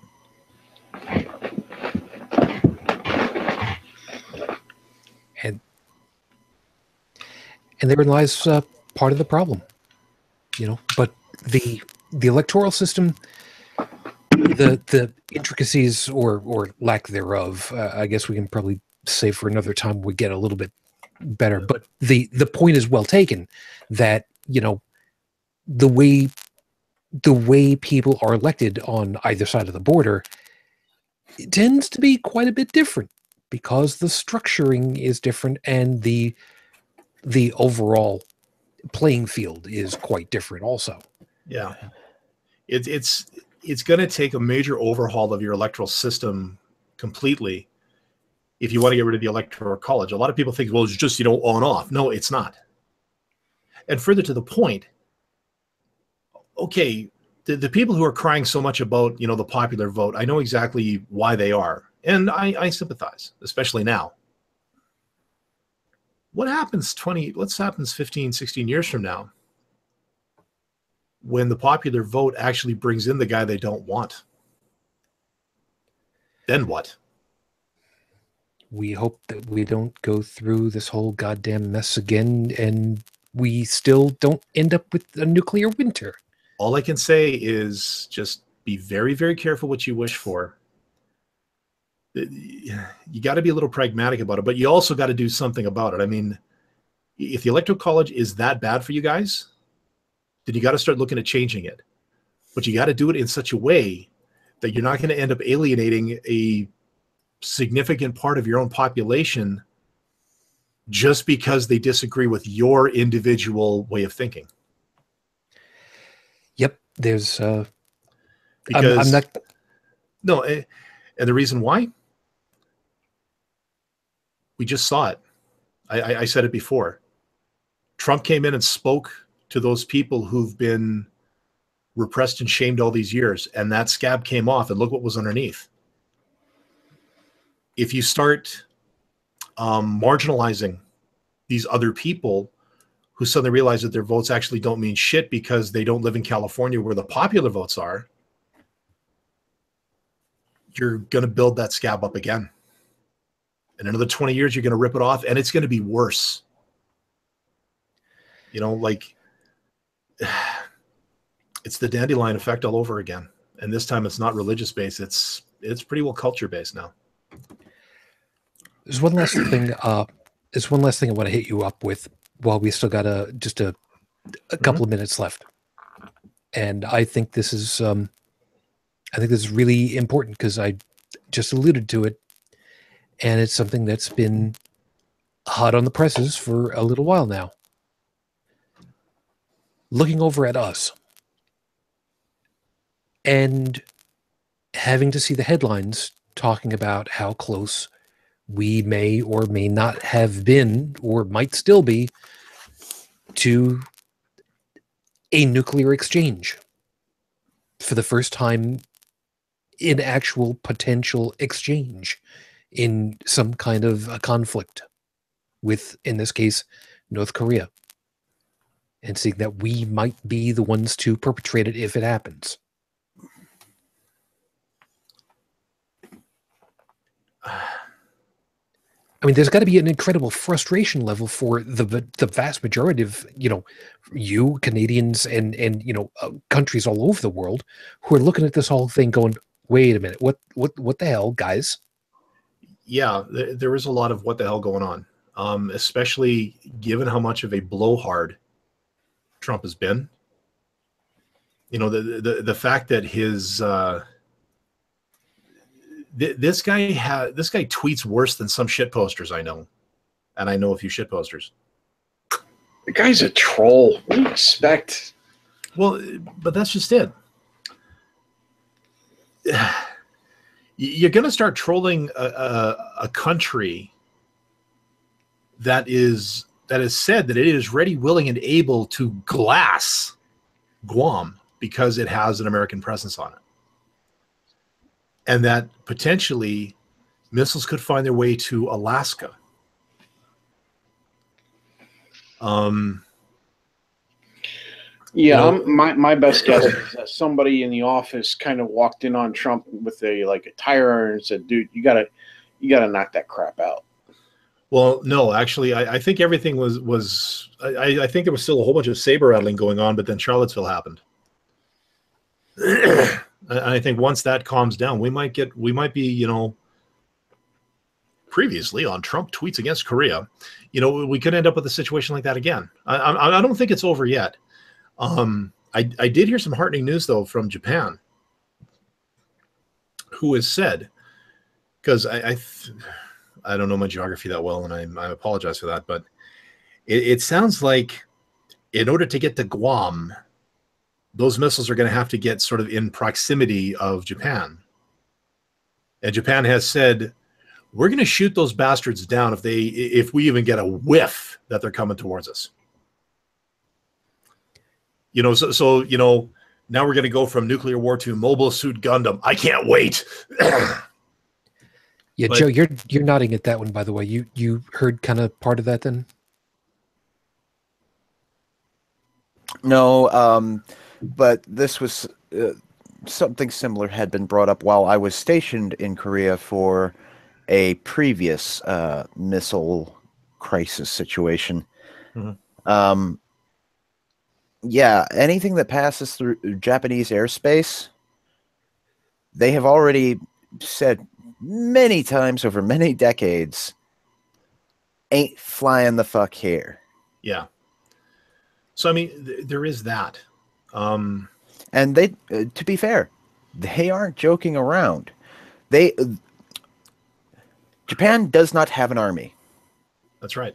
Japan has a defense force. It is deliberately worded that way. Mm-hmm. It had to be. And they the losing World War II. Yeah, it was one of the terms of surrender, as I recall. But they are quite happy with it these days. Why? Well, one could arguably say they have a better tank than we do. Not having to build a whole lot of equipment to send it, to various places throughout the world means you get to spend a lot more time and money on very good equipment. They also have very, very good aircraft that, under the right circumstances, can chase down even, the JSF? Well, yes, but they can chase down the little backyard-built missiles that Korea has thus far displayed. I would be call it morbid curiosity, but I actually would be very interested to see what the mobilized defense force of Japan would look like if they actually did have to go after those missiles. Like, we know a little bit of, granted, we know some of what they've got. I just love to see Japan go balls out. Now, I mentioned they got some surprises. The thing is you're all thinking about all these surprises and missiles and stuff, and what would really happen is Ultraman would come out. Well, that's what I'm thinking. Well, obviously, that's not what I'm thinking. But and his specium ray would just take everything out. While getting back to a somewhat serious note, with all this spoken of for Japan's belligerent forces, those are forces that could be mobilized outside of Japan if the need ever arised. Their defensive systems, are among the best in the world. Yeah, and one of the reasons that the Cold War never quite got hot is because Russia could have fired a nuke at us, but we would probably shot it down. Japan was not deaf to that lesson.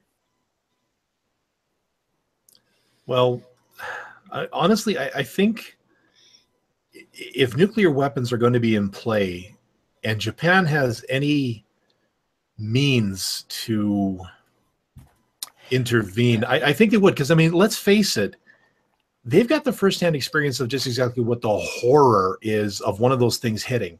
Well, two of them.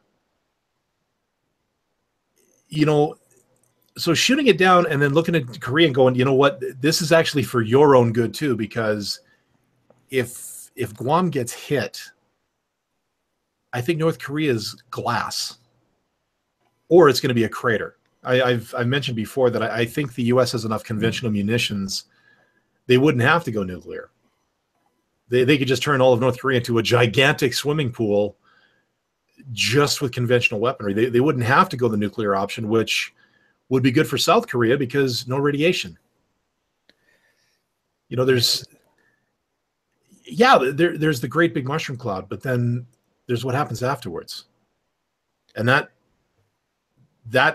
kind of after effect, I'm trying not to say fallout because I don't want to go with a video game reference. That doesn't give a damn about borders. It doesn't care. Yeah, we gotta. Radiation is the honey badger of the war world. It don't give a shit, and there's no golden eagle gonna pick it up. Beat me to it. We gotta see about wrapping up in a second. Let me get everybody really quickly because just something quick if there's anything for you. Bridget, I know that you've not had very much to drop into all this, and I'm guessing that's just kind of the way that it just worked out for us in this particular. But was there anything that you wanted to, have a last piece on?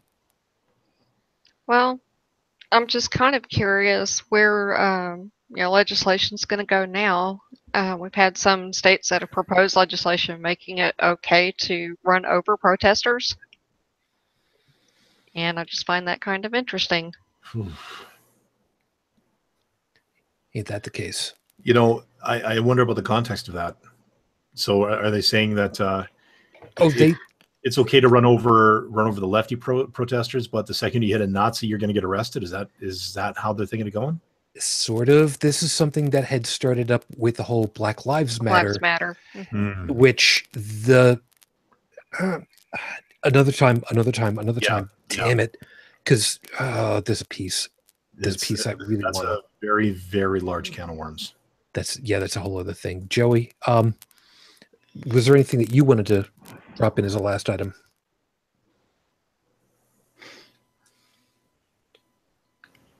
Well, there was one thing I was going to point out. Yeah. There is a website known as, or simply enough, globalfirepower.com. And they rank every nation. They rank 133 nations on what they call their global firepower database, which is not based on spending or any any other particular singular item, but it encompasses everything. Unsurprisingly, probably, they rank the United States at number 1. Russia's at number 2. Japan is ranked at number 7. North Korea is ranked at number 23. Is anyone suddenly getting a visual of a Shih Tzu trying to piss off a Great Dane? We're ranked like what, 43 or something like that? What's that? We're ranked what? U.S. is number 1. Number 1. That's what I'm saying. We're number 1. Yeah. So the U.S. is like the Great Dane of the Bull Mastiff, and North Korea is just this little Shih Tzu, just bark, bark, bark, bark, bark. You know. Well, Canada's ranked ranked number 26. That's right. According to these guys, you're less of a threat than North Korea is. Well, yeah, we know that. Why do you think we go through all this trouble to present ourselves as nice people? Because you've got arguably the second largest contingent of Vikings, and you have shotguns and machine guns. And for anybody who's wondering, in dead last place at 133 is Bhutan. Bhutan. Like to have some good Bhutan. I do not know Bhutan. It's okay. I know boot off. I put on Sindel. You do that. Tech, anything that you want to close with? If I'm making jokes like that, the only thing that needs to be closed is my eyes. Fair enough. I'll go ahead. I'll put a couple of drachmas on them for you. Dalan, any last item before I go ahead and close it? I know I've been rambling most of the night, but no, there is something I do want to say. Yep. And I am going to draw some fire on this, but you know what? I don't care because I think it has to be said. In his initial wishy-washy speech, Trump did say something about both sides. And a lot of people yelled and screamed at that. However, if anybody is listening to this, if you take anything I've ever said seriously, take this now, please. To my friends on the left, the anti-racists, the anti-fascists, I don't just mean Antifa, I mean anybody. Even Black Lives Matter. I will say that because I think lines in the sand have now been drawn as to who should be fighting for what. When Trump said both sides, I think I knew what he was talking about. Black Lives Matter, officially or unofficially, has burned neighborhoods to the ground. Antifa has torn apart city blocks.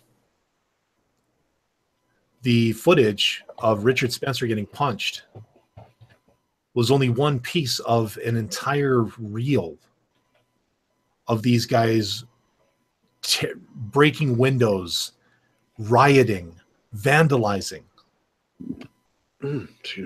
Guys, do you want to be taken seriously as a force for good, as a force for equality, as a force that is going to say, no, we don't appreciate racism. No, we don't support fascism. No, we don't support bigotry. Then leave the businesses alone. If you have to focus your anger, focus it on the other protesters. Don't focus it on some Starbucks. You're not scoring any points with that. If you think you are, you're going to lose your credibility. And right now, you need all the credibility you can get. Because the force you're fighting has been waiting for decades. And now they're out of the woodwork. And you got to be on your game and on your shit. So, counter-protest, yes. But pick up after yourself.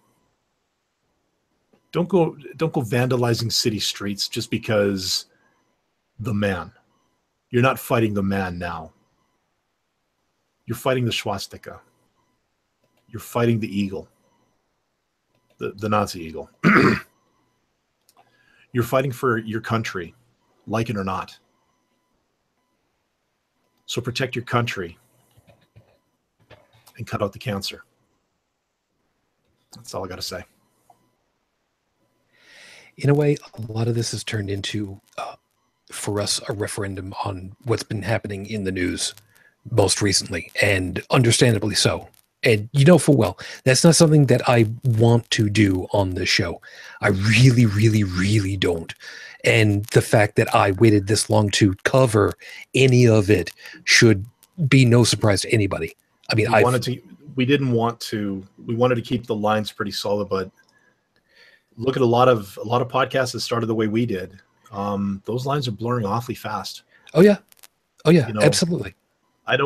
Nobody wants them to, but unfortunately, this is what it's come to. Yes, it has. And I will be the first to grudgingly have to say, this is a piece that needs to be talked about. Maybe not the first. I will be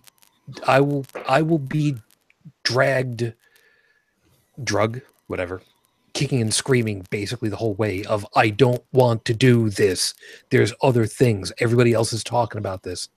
But the piece that we don't get to talk about is what everybody else sees. We are inside of this whole bubble. We don't usually get to find out what everybody else is saying. Sometimes we're lucky enough to have great news services, regardless of what the administrations have to say, like PBS, NPR. There are a number of great outlets based here in the States, but there are others that are in some ways even better because they're outside. BBC. Believe it or not, usually you can have some good coverage from Al Jazeera. There are some times where it's really not a good choice, but there are some good reporting that comes from there. There's a very fine line there, just so you know. Yes, admittedly so. From Canada, CBC will do a good job. The Globe, no, not so much. In Al Jazeera's defense, at least they do try to be impartial. Fox News. Yes. But Fox News is entertainment.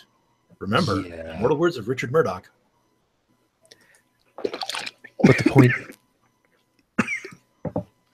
Sorry. I'm okay. Okay.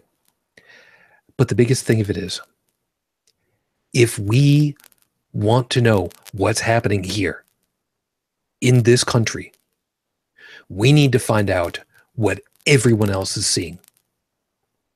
Because they don't have to toe a party line. They don't have to come out and say something biased. They don't have to. They can just go ahead and say, this is what's happening. And is every news organization completely above board? No, everyone is not. There are some that have a lean one way or another. And I dare say, almost all of them do. But if you collate, if you ask, if you find a lot of them, after a while, you can glean out what's really being seen and have a better idea as to who we are, or at the very least, who we seem to be. If we want to be the guy is riding in on the shiny white horse, saving the day, we need to be that. What's the expression? Be the change you want to see. Maybe we kind of need to have that. I'm going to link in the show notes exactly what that can look like. Because there was a message recorded by a Republican state governor who actually told the president, also a Republican, what it would look like to properly denounce and to show that we don't want Nazis. Believe it or not, by an immigrant to this country who was born just after World War II ended. You probably know him best as Arnold Schwarzenegger. I'll make sure that that video is linked in the show notes for everybody. Meantime, I'm running a little bit behind schedule. Thank you for being with us, of course, all of you for hanging out and listening to all of our perspectives. Hopefully you found something worthwhile in all of what we've got and found something interesting to consider for yourselves for later. I did get word from Joseph just a little while ago. He did not wake up on time in order to join us, and he opted out, and he does send his regards. So, Joseph, you take good care of yourself. And, of course, Heretic Woman, you take good care of yourself, and we will hopefully see you next week. For those that want to catch up on her, you can check up on her show, which is Beyond the Trailer Park. You can find that all the information. That'll be on Monday nights, 7:30 p.m., I believe it is currently, at beyondthetrailerpark.com. Show links, of course, in the notes. On Renault Tech, of course, thank you very much. You take good care of yourself and have yourself good rest. Good to have you back. Thank you. Joey, glad you were able to make it. Of course, we will talk in a little bit about other things, but you have yourself a good rest when you finally get to it. It won't be very long. No, I expect it probably won't be. Mm-hmm. Bridget, you take very good care of yourself. Thank you, of course, as always, and plug away. Well, you can read my blog at bridgetfitch2112.wordpress.com or come find me on Facebook under Bridget Fitch. I should really link in your Facebook link. I should really do that for you. Remind me to put a thing so I remember to do that. Okay. And of course, Dalan, I'm very, very glad that you were healthy enough to spin the whole show tonight. We talked about this last night off on the other show. I'm glad you're doing much, much better right now, man. Yeah.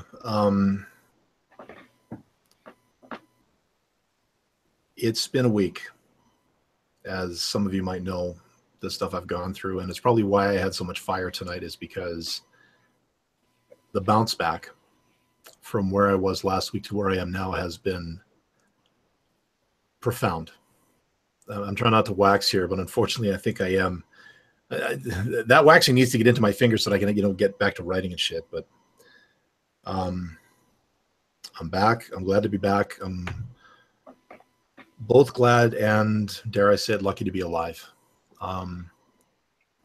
If you want to find out exactly what happened, why things have been going the way they have, I'll try to put up a post at my blog at inthewind.wild5.ca. And also, as part of this wonderful bounce back, the podcast site at holycrapthevlogcast.com is now fully up to date. So your RSS feeds can once again your podcast players can now be overloaded once again with even more audio, because those are some big ass files, I gotta say. And we can fix it in post now. Yeah. Excuse me.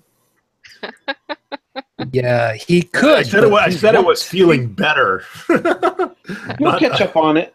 I said I'm feeling better. It's not a freaking miracle. Yeah. What a kidder, folks. Look, guys, we're so awesome. I don't need to fix anything in post. A couple of tweaks here and there maybe, but other than that, man, everything is fine. At least that's what I keep telling myself. Come to think of it, I'm gonna go ahead and put your Facebook link in there too. Is that perfectly acceptable? Use the Dalan one, please. Not well, the other yes, one. Yes, no, of I'm course. Cool with that. I'm cool Okay. With that. For those of you that are wondering, yeah, that's absolutely his real name. So don't even worry about it. It's perfectly fine. It's well enough. There's a story. Maybe one of these days we'll explain all about it. We're never going to tell you. You wouldn't be able to. You wouldn't even be able to pronounce his real name. That's. You can't handle the truth. You'd have to wait until you'd had about 6 kegs of mead. Or one of those stouts at the church. Joey, I seem to recall you were getting a little numb-tongued after that first one that one night. Well, no, but it had my lips tingling. Yeah, it was good stuff. Unlike this this session ale, you know, this stuff is so bitter they could almost call this Jeff Sessions ale, really. Yeah,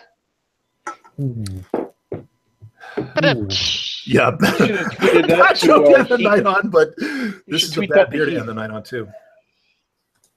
That's brilliant. Meantime, yeah, it's about that time. We gotta get out of here. Did you plug all the stuff that you needed to? Is there anything else? No, everything's plugged. We're all good to go. Okay, that's fine. It's kind of losing track of what should. Never mind. I'm the drunk one, and I remember all this. Damn it. Great. Thanks ever so much. Appreciate that. So if you would like to be keeping track of all of our stuff, please take a swing over to, as was mentioned, holycrapthevlogcast.com. If you'd like to leave a voicemail message, the words are trying to come out faster than my voice can speak it. Please leave the message at 859-HCTV-554, 859-4288-554. I did set up a Patreon account, so if you'd like to drop in $1, $2, or whatever, please feel free. Of course, at patreon.com/HCTV. I don't have anybody in there at the moment, and the only reason I'm bringing it up in particular is because I will make mention to it, but one of the perks is instead of having to wait until the very end of the shows, we will let you know who contributed at the beginnings of our shows. This way, you can go ahead, you can click on, hear if your voice has been mentioned, and then click away, and we'll still get the click for the view. So good, right? We'll go with that. That's perfectly fine. Anyway, I'm going to. I still have plans on doing some various updates to the website myself. Now that my back is in much better shape and I can spend some time, I am going to see about trying to set some other stuff up on the website, get the 5-minute freestyles properly cataloged in their own separate feed in the video series. No, it's not going to be part of the audio feed. Don't worry about it. You're not going to get that all over again. But we'll see what we can do. And just before we go, please be safe. No, seriously, we say this often enough, and especially during the summer, but with how things are going, please be safe. I mentioned about it before, and I talked about it on our show last night. The idea that there would be a citizen on police firefight, you have no idea how much that chills me. Please be safe. And with any luck, we will talk with you again next week. I will be looking forward to that greatly. Meantime, as always, thank you for being with us. Follow us all over the place, and we will talk to you soon. In the meantime, as always, I wish you the peace I no longer have. I wish you the strength that I've learned. I wish you well. And of course, my lady, 12 years on, the little one is about to become 15. We done good. Matane Fujin. I love you. I miss you. Dream of me. Till the next time we get together, everyone, as always, good night.